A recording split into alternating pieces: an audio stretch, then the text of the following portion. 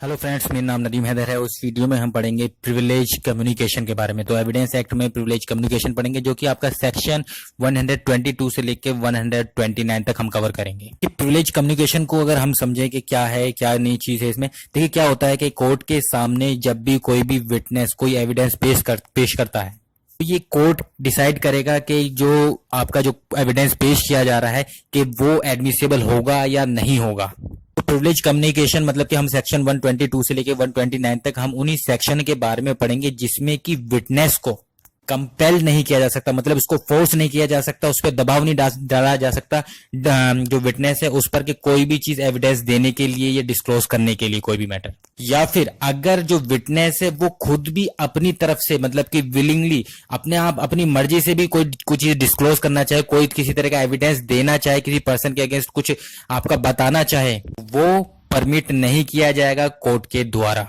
इसी टाइप के जो मैटर होते हैं वो आपका प्रिविलेज कम्युनिकेशन कहा जाता है, जिसमें विटनेस ना ही उस पर किसी तरह का दबाव बनाया जा सकता है और वो अपनी मर्जी से भी अगर चाहे ना ही वो अपनी मर्जी से जो है कोर्ट के सामने उसको परमिशन मिलती है कोई भी चीज डिस्क्लोज करने की।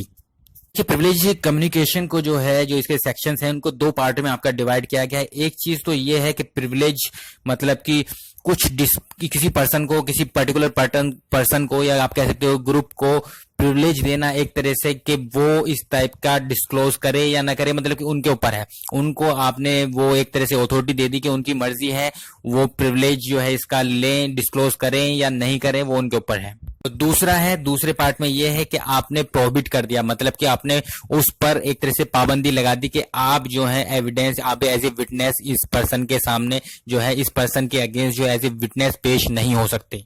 प्रिविलेज कम्युनिकेशन में दो पार्ट में डिवाइड किया। एक तो प्रिविलेज देना लोगों को, मतलब कि उसको उनके ऊपर डिसाइड करना, उनकी अथॉरिटी अगर देखा जाए कि उनकी मर्जी है, अब वो चाहे वो डिस्क्लोज करें या ना करें, ठीक है। और दूसरा हो गया कि उसको प्रोहिबिट कर देना कि आप अगर वो पर्सन चाहेगा तब भी जो है कोर्ट उसको परमिट नहीं करेगा कि आप जो है उस पर्सन के अगेंस्ट विटनेस दें। एग्जाम्पल के तौर पे अगर प्रिविलेज कम्युनिकेशन का हम एग्जाम्पल लें तो जब अगर कोई वाइफ अपने हस्बैंड के केस में, मतलब कोई हस्बैंड है वो अगर ऑफेंडर है, मतलब कि एक्यूज्ड है किसी भी ऑफेंस के लिए, उसकी वाइफ अपनी वाइफ से उसने कुछ बताया है उस ऑफेंस के बारे में जो उसने किया है, कमिट किया है, तो उसकी वाइफ उसके सामने मतलब उसके अगेंस्ट, अपने हस्बैंड के अगेंस्ट एज ए विटनेस जो है कोर्ट में पेश नहीं की जा सकती। कोर्ट इस चीज को परमिट नहीं करेगा। तो ये एक तरह का एग्जाम्पल है आपका प्रिविलेज कम्युनिकेशन का। डिटेल में हम जो है आगे बढ़ेंगे सेक्शन 122 से लेके 129 तक।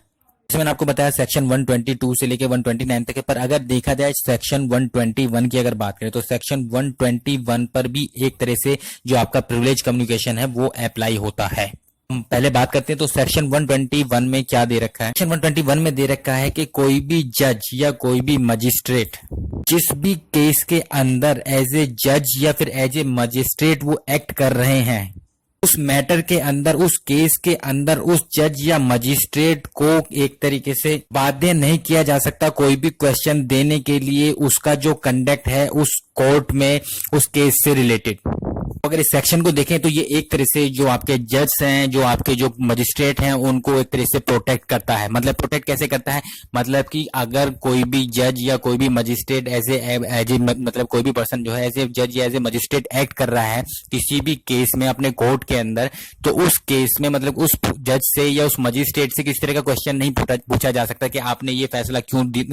दिया, क्या रीजन रहा, आपने इसका ही फैसला क्यों दिया, डिसीजन आपने ये क्यों दिया, मतलब कि उसकी नॉलेज पर किसी भी तरह का क्वेश्चन नहीं उठा सकते। ये जो सेक्शन है एक तरह से प्रोटेक्ट करता है जो आपके जज हैं, जो मजिस्ट्रेट हैं, उनको प्रोटेक्ट करता है। आप जज के द्वारा जो डिसीजन लिया जा रहा है, मजिस्ट्रेट के द्वारा जो भी डिसीजन लिया जा रहा है केस में, तो उस केस से उससे रिलेटेड जो है आप जो है जज या मजिस्ट्रेट को मतलब कि उसके अगेंस्ट जो है कोई एक्शन नहीं ले सकते कि आपने ये डिसीजन क्यों लिया या फिर आपने ये ऐसा ही क्यों आपने जजमेंट दिया, तो इस तरह से आप कोई भी एक्शन नहीं ले सकते। हाँ, ये हो सकता है कि ये एक अलग बात है कि हम उस केस के लिए अगर हम अपील के लिए जा सकते हैं, अगर आपका अपील का ऑप्शन है उस केस के लिए तो आप बिल्कुल अपील के लिए जा सकते हैं। पर अपील में भी आप ये नहीं कहेंगे, मतलब कि उस जज से रिलेटेड आप नहीं कहेंगे जज ने जी हमारे जज ने अपने गलत नॉलेज आप कराया, गलत जज ने गलत वो करा, तो इस तरह के आप जो है ऑब्जेक्शन या फिर आप कह सकते हो ऐसे इस तरीके से एक्शन नहीं ले सकते आप जज के अगेंस्ट। ये एक तरह से आपका प्रोटेक्ट करता है जज को और मजिस्ट्रेट को, पर इसका भी कुछ एक्सेप्शन है। पहली चीज तो ये है, ये सेक्शन आपका प्रोटेक्ट करता है जो जज मजिस्ट्रेट है उसके कंडक्ट को,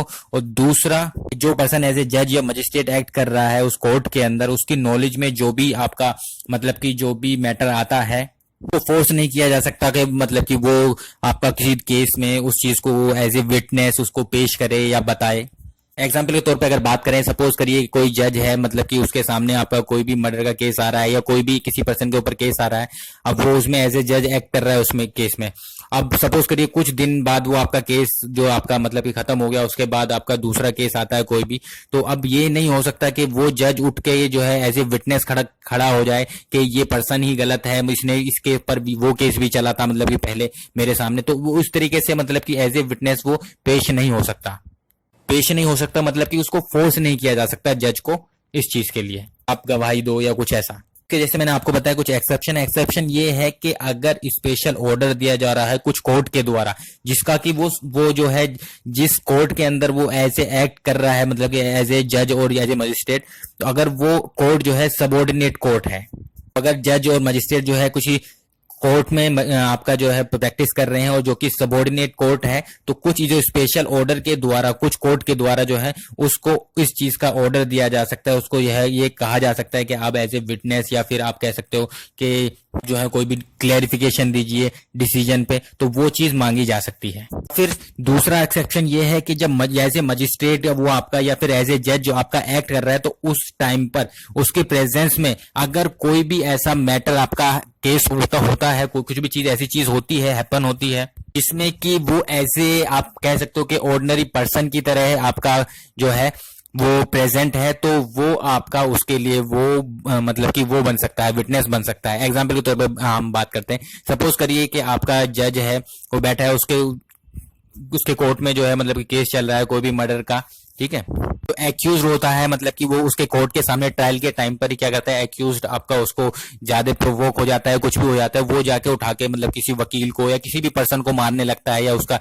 जो एंटी पार्टी होती है उसको मारने लगता है। तो ये चीज जो हुई है ये उसके जज के सामने हुई है, ये सिर्फ जो है फिर आप कह सकते हो कि वो कुछ एक्यूज पर्सन जो है कुछ छुपा के लाया है, और उसने जो है मतलब कि जब कोर्ट के सामने ट्रायल चल रहा है तो उसने वो चीज लेके कोई भी नोकीली चीज आपका जो अगेंस्ट पार्टी है उसके पेट में घुसा दिया, मतलब उसको मार दिया, उसका मर्डर कर दिया। वहां पर जो है जो जज अगर चाहे तो मतलब कि एज ए विटनेस जो है पेश हो सकता है, क्योंकि उसके सामने वो चीज जो इंसिडेंट जो है हुआ है उसकी कोर्ट में। दो एक्सेप्शन क्या हुई, दो एक्सेप्शन तो ये है कि अगर स्पेशल ऑर्डर दिया जा रहा है जो जिसका कि वो सबऑर्डिनेट कोर्ट है, तो उस केस में आपका जो है वो आपका जो है मतलब कि के कंडक्ट से रिलेटेड या फिर आपका एज ए विटनेस मतलब कि उससे क्वेश्चन जो है किया जा सकता है कोई भी किसी भी टाइप का।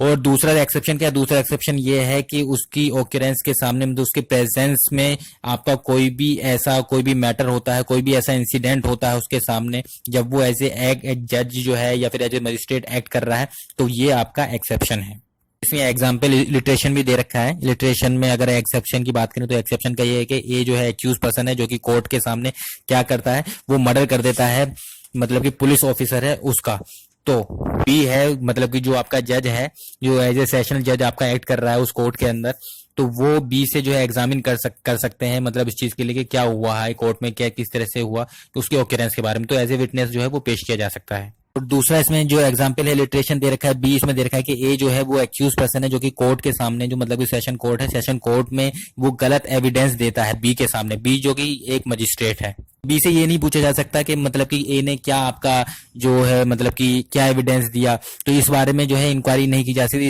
इस बारे में जो है क्वेश्चन नहीं पूछा जा सकता। सिर्फ जो स्पेशल ऑर्डर के द्वारा जो है जो सुपीरियर कोर्ट है उसके द्वारा ही ये क्वेश्चन पूछा जा सकता है। अगर वो सुपीरियर कोर्ट चाहता है तो उस केस में वो ऑर्डर कर सकता है उसको जो कि आपका मजिस्ट्रेट है बी को इस चीज के बारे में पूछने के बारे लिए। सेक्शन 121 की अगर बात करें, सेक्शन 121 में आपका जज और मजिस्ट्रेट की दो चीज दे रखी है, पर सुप्रीम कोर्ट ने जो है इसको एक्सटेंड कर दिया इस चीज को। इसने ये केस था कि union of India versus Orient engineering and commercial company, तो इस केस में कहा कि कोर्ट ने ये पावर जो है आपके साथ साथ जो है आर्बिट्रेटर के ऊपर भी जो है अप्लाई होगी, मतलब कि आर्बिट्रेटर भी को भी कंपेल नहीं किया जा सकता वो कि अपने अगर वो किसी केस में जो एज ए आर्बिट्रेटर आपका जो है मतलब कि एक्ट कर रहा है तो उसको एज ए मतलब कंपेल नहीं किया जा सकता, फोर्स नहीं किया जा सकता उस केस में या उस चीज से रिलेटेड कि वो एज ए विटनेस जो है पेश हो, या फिर जो भी डिसीजन उसके द्वारा दिया गया है आर्बिट्रेटर के द्वारा, उसके रिलेटेड जो है कोई भी क्वेश्चन उससे पूछा जाए, तो ये सेम चीज भी जो है आर्बिट्रेटर के ऊपर अप्लाई होगी। तो इस केस के अंदर मतलब 3 एक्सेप्शन जो है उसमें बताई गई। पहली चीज एक्सेप्शन ये है कि अगर कोई भी सुपीरियर कोर्ट है, ठीक है, तो सुपीरियर कोर्ट के द्वारा जो स्पेशल ऑर्डर के द्वारा वो जो आपका चाहे आपका जज हो चाहे आपका मजिस्ट्रेट हो, उसको जो है कंपेल किया जा सकता है एज ए विटनेस पेश होने के लिए, या जो भी उसने एज ए जज एज ए मजिस्ट्रेट एक्ट किया है उस केस के अंदर, तो उसके कंडक्ट से रिलेटेड जो है क्वेश्चन पूछे जा सकते हैं कोई भी, अगर सुपीरियर कोर्ट चाहे तो। दूसरा एक्सेप्शन ये है कि अगर जो जज है, मजिस्ट्रेट है या फिर जो आर्बिट्रेटर है, उसके सामने उसकी प्रेजेंस में अगर कोई भी आपका ऐसा एक्सीडेंट या कोई भी इंसिडेंट ऐसा होता है, कुछ भी ऐसा ओपन होता है, तो उस चीज के लिए उसको एज ए विटनेस जो है पेश किया जा सकता है, मतलब एज ए, या फिर उससे रिलेटेड जो है उससे एग्जामिनेशन, उससे क्वेश्चन पूछे जा सकते हैं। जैसे मैंने आपको एग्जाम्पल दिया था कि कोई एक्यूज पर्सन है, अगर वो मतलब उसको ट्रायल चल रहा है, ट्रायल के टाइम पे वो किसी ऑफिसर का, पुलिस ऑफिसर का मर्डर कर देता है, किसी पर्सन का मर्डर कर देता है, तो उस केस में उस चीज के लिए, उस मर्डर के लिए जो उसकी प्रेजेंस में हुआ है, उसके लिए उसको एज ए विटनेस या उसको एग्जामिन किया जा सकता है। इसके तीसरे एक्सेप्शन की अगर बात करें, तीसरा एक्सेप्शन ये है कि जो जज है या फिर मजिस्ट्रेट या आपका आर्बिट्रेटर, अगर वो वॉलेंटरी अपनी मर्जी से उस प्रिविलेज को वेव ऑफ करना चाहे, उसको छोड़ना चाहे, तो ऐसा कर सकता है। मतलब कि अपने कंडक्ट से रिलेटेड अगर वो कुछ भी वेव ऑफ करना चाहे उस चीज को, और वॉलेंटरी उस चीज का मतलब कि एज ए विटनेस, या फिर कह सकते हो कि जो भी उसने कंडक्ट किया है वो उस चीज के बारे में कोई भी क्वेश्चन अगर पूछा जा रहा है, तो अगर वो उसका आंसर देना चाहे तो वो दे सकता है वॉलंटरी, अगर वो वेव ऑफ करना चाहे उसको अपने प्रिविलेज को तो कर सकता है, तो ये उसकी मर्जी है। तो ये 3 तरह के आपके एक्सेप्शन है इस केस में। नेक्स्ट वीडियो में हम कंटिन्यू करेंगे, सेक्शन 122 से लेके 129 तक पढ़ेंगे। हेलो फ्रेंड्स, मेरा नाम नदीम हैदर है। उस वीडियो में हम पढ़ेंगे प्रिविलेज कम्युनिकेशन।